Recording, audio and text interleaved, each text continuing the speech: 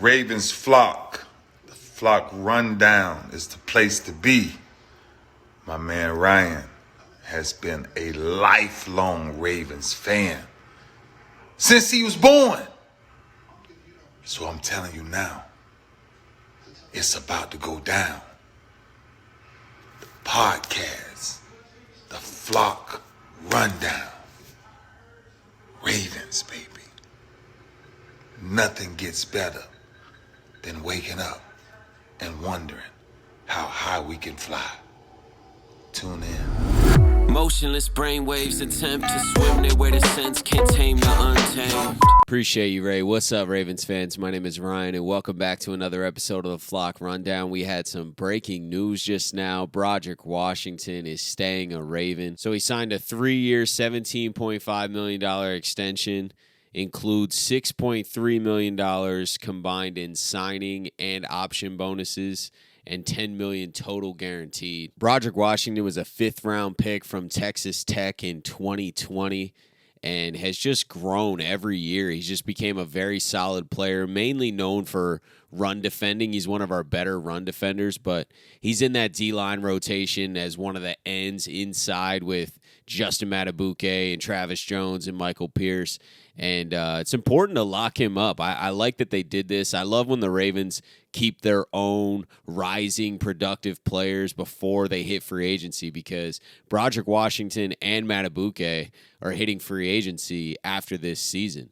So they locked up Broderick Washington for a pretty fair deal, and he's such a rising player. He's only 26. A lot of the coaches and players are just consistently hyping up Broderick, how hard of a worker he is, and it's just important to keep guys like that around, especially before they hit free agency. We lost Calais Campbell this offseason, and Broderick Washington is primed to get more playing time, so that naturally means better numbers and better performance on the field. So it's important to lock him up before he hits free agency so that he can't really ball out and price himself out of Baltimore. I like that they got this done, and it ensures that we're not going to lose Broderick and Justin Madubuike next year, which was a possibility for sure. I didn't expect this move this early, but I'm all for it. I'm all for locking our own players up, especially young rising players. He's only 26, so we're about to get him through the prime of his career.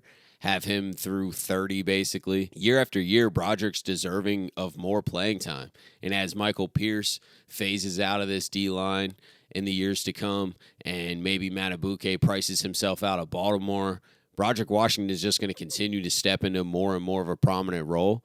And to get him at this value, I think, is really important and a great move by Eric DeCosta. Now, a lot of questions immediately are going to be, does this impact the Jadeveon Clowney signing? I don't think it does at all. If anything, it gives us a clearer cap picture of what we're working with over the next few years, especially with the D-line. And who knows how the numbers are structured year to year. I don't think that information's out yet, so they can move some money around within this deal to actually lower his cap number some this year to basically nothing and free a little bit more money up. So it doesn't necessarily mean that money's tied up to Broderick and it can't go to Clowney or to Van Noy or whoever they plan on signing. I still think that they're going to sign somebody. It seems like Clowney's the most likely at the moment, but who knows? Eric DeCosta keeps a closed door, and news is constantly shifting around. Rumors are flying around, and I'm not in the building next to Eric DeCosta. None of us are, so we can't confirm whether or not an addition is coming. But I don't think this Broderick Washington extension hurts the ability to bring in anyone else at all.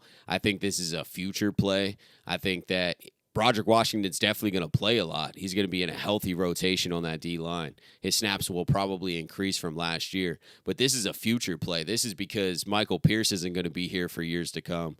And possibly Madubuike, who's a free agent, is not going to be here for years to come. And Broderick Washington and Travis Jones can take over this D-line play and become the linemen of the future, essentially. And it's another prime example of the Ravens taking care of their own. They locked a guy up who's a rising talent, who's earned playing time year after year after year and just continuously shown up. And the coaches love him. The coaches rave about his hard work. The players love him. And I think this is a great move by Eric DeCosta. I don't think it affects any additions. I still think there are additions to the D-line coming.